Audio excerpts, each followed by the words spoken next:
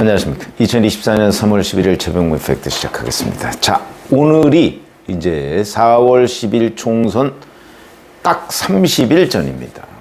그러면 지금 현재 나타난 여러 가지 여론의 흐름을 측정하기가 대단히 어렵다고 제가 말씀을 드린 적이 있었죠. 예측하기도 어렵고요. 예측하다 보면 꼭 어떤 변수가 생겨서 그게 뒤집어지는 경우도 대단히 많고, 그래서 이제 과거에 한 달 전, 총선 한 달 전 정도에 나왔던 여론조사하고 실제 총선 결과가 얼마나 일치했느냐, 이런 거를 이제 알아보는 거는 아주 좋은 참고 자료가 됩니다. 뭐 그때 그렇게 됐다고 해서 이번에도 그렇게 될 것이다, 이렇게 예측할 수는 없죠. 지금 뭐 벌써 뭐 몇 석 과반 확실 별 얘기가 다 나오는데, 글쎄 그 뭐 둘 중에 하나겠죠. 뭐 맞든가 틀리든가. 그래서 이제 저는 뭐 섣불리 그런 예측을 하지 않겠습니다. 왜냐하면 공천도 아직 안 끝났고요. 공천이 다 끝났다 할지라도 그 지역구에서 누가 승리할지를 정확히 예측한다는 거는 설령 여론조사를 하더라도 뭐 영호남이야 뭐 대략 비슷하게 맞추겠지만 수도권 같은 경우는 맞추기가 어렵습니다. 제3의 후보가 얼마나 가져가느냐에 따라서 승패가 엇갈리는 경우가 대단히 많거든요. 그렇기 때문에 총선 한 달 전에 여론조사 결과가 실제 총선 결과와 얼마나 일치하느냐, 이건 그냥 일단 참고자료로, 그러나 매우 중요한 참고자료인 건 틀림없죠. 자, 이제 최근 몇 년 걸 한번 보자고요. 2012년, 이때가 이명박 정부 5년 차. 5년 차에는 항상 정권 교체 분위기가 있는 게 사실이죠. 그러다 보니까 이때도 굉장히 위기였습니다. 당연히 총선 결과는 새누리당이 152석, 민주통합당이 127, 통합진보당이 13, 자유선진당이 5, 무소속이 3석, 이렇게 돼 있는데, 그로부터 한 달 전에 여론조사 결과를 보면 그렇지가 않습니다. 한국갤럽 기준으로 따질 때 3월 5일부터 9일까지 했는데, 이때 새누리당이 29, 민주통합 27, 통합진보 5, 자유선진당 2, 무당층 무응답 36, 이렇게 돼 있습니다. 그러니까 무당층 무응답이 36으로 제1당입니다. 그러니까 많은 사람들이 총선 한 달 전에 답변을 안 하고 있었다, 이런 얘기가 되는 거죠. 그리고 여야가는 비슷했다. 1당과 2당은 물론 통합진보당을 민주통합당에 합치면 민주통합당이 약간 우세했지만 대체적으로 비슷했다. 근데 총선 결과는 새누리당이 과반을 확보했다. 자, 이게 뭐냐면 민주통합당은 당시에 정권교체론이 워낙 높으니까 그걸 근거로 해서 승리를 기대했는데, 당시에 한명숙 대표 체제였죠. 너무나 자만한 겁니다. 그러다 보니까 본인들과 가까운 사람 공천, 그 대표적인 경우가 바로 나는 꼼수다라는 김용민 씨를 서울 노원갑에 공천했죠. 이 사람 뭐 막말, 욕설 뭐 이런 걸로 거의 신문, 언론 이런 데를 막 도배하다시피 했었는데, 그럼에도 불구하고 그 사람을 공천을 했다. 이게 얼마나 자만이냐.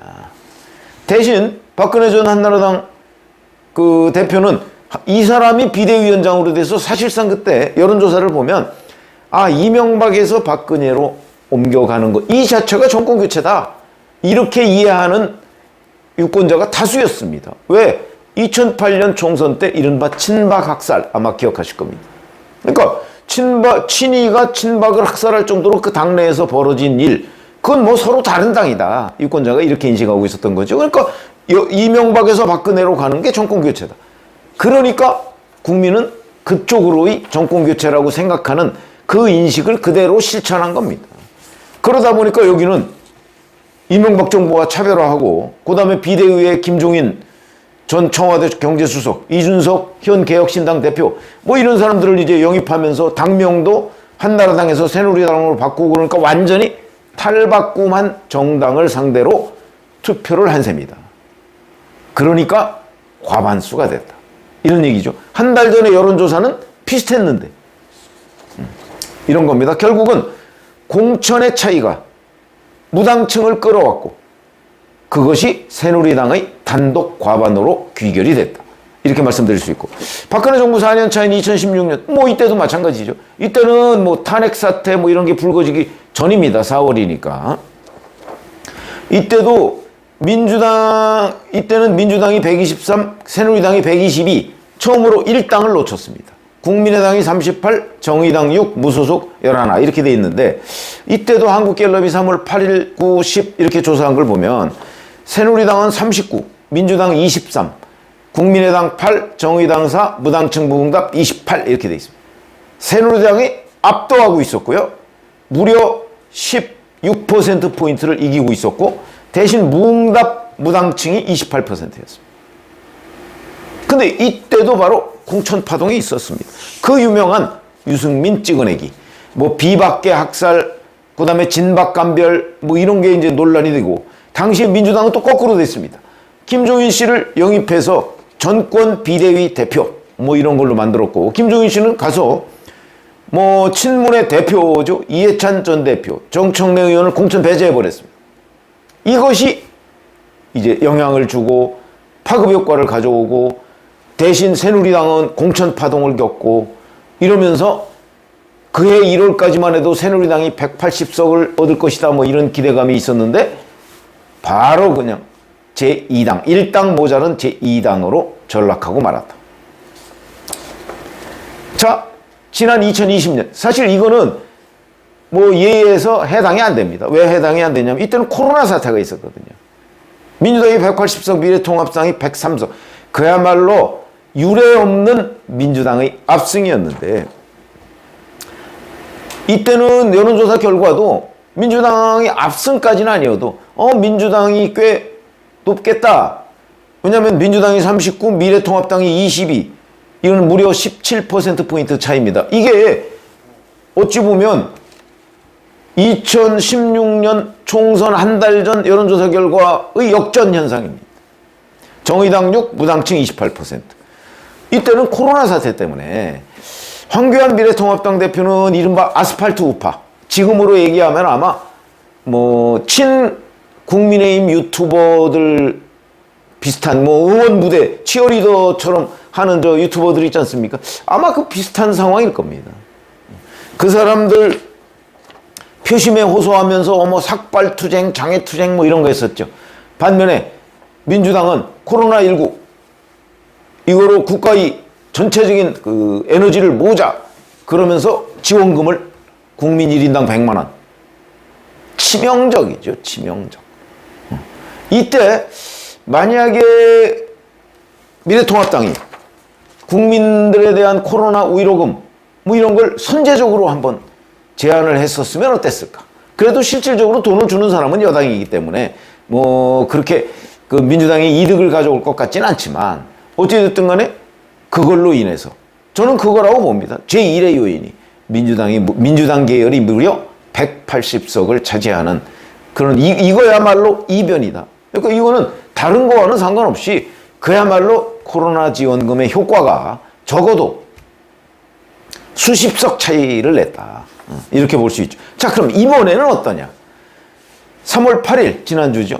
한국갤럽 조사를 보면 국민의힘이 37, 민주당이 31, 조국신 이러면 차이가 제법 나는 것 같지만 조국신당이 6, 무당층이 19%. 이렇게 보면 2012년 상황과 매우 비슷합니다. 1당과 2당이 아주 근접전을 펼치는 여론조사 결과. 그러면 이제 한 달 뒤 4월 10일 결과는 어떻게 되느냐? 뭐 이재명 대표는 뭐 151석 정도 차지하면 좋겠다 이렇게 얘기를 하고 있지만, 지금 여론조사 결과대로라면 151석 차지는 어려울 것으로 보이고, 다만 국민의힘과 민주당은 좀 의석 차이가 조금 날지 모르죠. 그러나 조국신당의 비례대표랑 합치면 결국은 여야가 비슷한, 이렇게 이제 예측하는 게 합리적인 거고. 그러나 지역구 투표라는 거는요, 몇 표씩만 이겨도 다 이길 수 있는 겁니다. 그러니까 이게 예측이 어렵다는 거죠. 영남 호남이야 뭐 이미 대략 영남은 지금 국민의힘이 뭐 압도적으로 많이 가져가고 뭐 심지어 뭐 싹쓸이 할 수도 있다 뭐 이런 얘기도 나오고, 호남 민주당이 싹쓸이 할 수 있다 뭐 이런 얘기 나오고 있습니다. 현재 결국은 충청권과 수도권 아니겠습니까? 수도권도 지금 국민의힘의 분위기가 꽤 좋다, 여론조사상으로는. 그러나 그렇다고 해서 각 지역에서 민주당 후보가 그럼 다 밀리느냐? 또 그건 아닙니다. 지역별로 조사를 하면. 수도권 마찬가지죠. 수도권은 오히려 민주당 후보가 앞서고 있는 데가 굉장히 많습니다. 아마 지금 그 격전지 여론조사 뭐 몇 군데 한 거 아마 오늘 아침 조선일보 보셨을 겁니다. 민주당이 앞섭니다. 상당 마포울도 앞서고요. 그다음에 뭐 이런 몇 개 지역 다 앞섭니다. 그런 상황인데, 자, 그러면 어떻게 될 것이냐. 저는 여기서 이제 하나의 저의 기준을 제시하려고 하는 겁니다. 뭐냐면 결국은 2012년, 16년이 다 그랬듯이 공천 파동입니다. 지금 공천에 대한 그 유권자들의 긍정과 부정.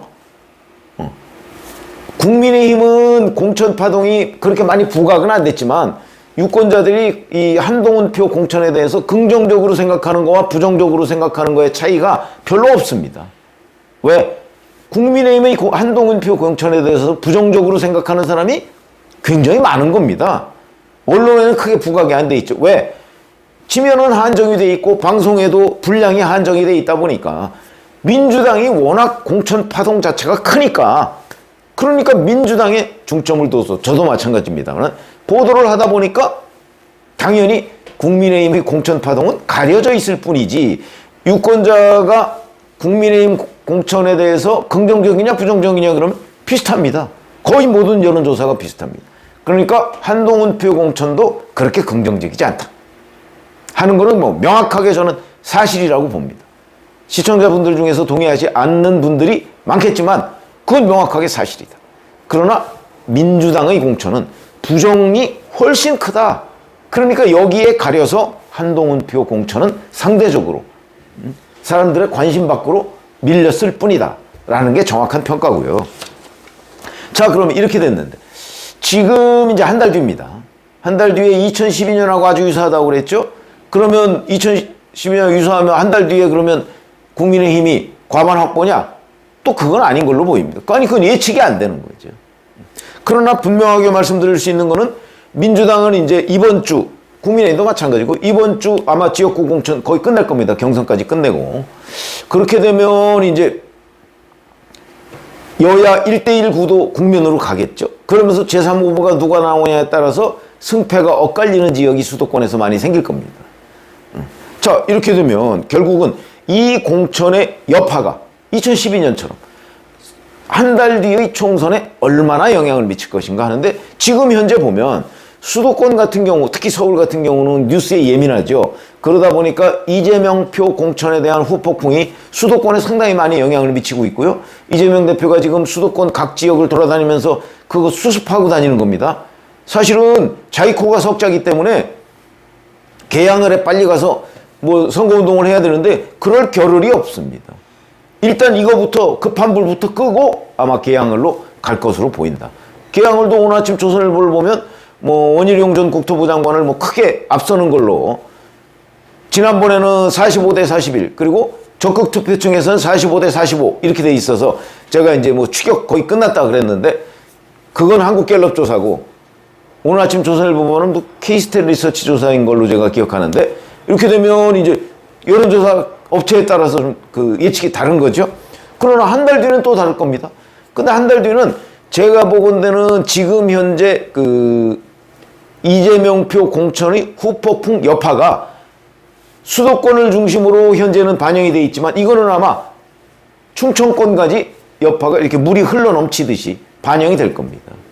그러면 조금 더 민주당이 빠지다가 아마 이제 21일, 22일 이때가 후보자 등록되죠. 이즈음 되면 또 여야가 어느 정도 이렇게 지지율이 겹칠 가능성이 대단히 높다.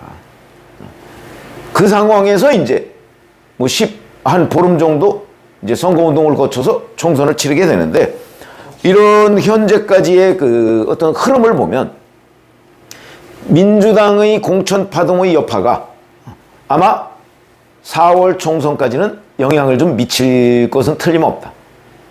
근데 그 미치는 것이 이제 한 2주 정도 지나면 민주당 회복될 거라고 제가 말씀을 드렸죠.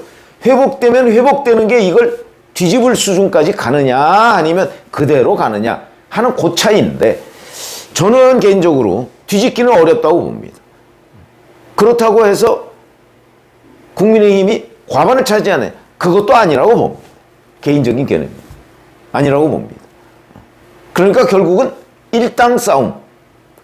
그런데 일당은 국민의힘이 할 것 같은데 대신 조국 혁신당에서 꽤 많은 비례대표를 차지할 것으로 보이고, 그래서 그거를 민주당하고 합치면 어차피 총선 후에 합당할 가능성이 대단히 높으니까 합치면 우열을 가르기 힘든 상황이 아닌가. 전 이렇게 예측을 하는데, 그거는 뭐 여론조사 업체도 현재 예측이 안 되는 상황이니까 한번 지켜보시죠. 고맙습니다.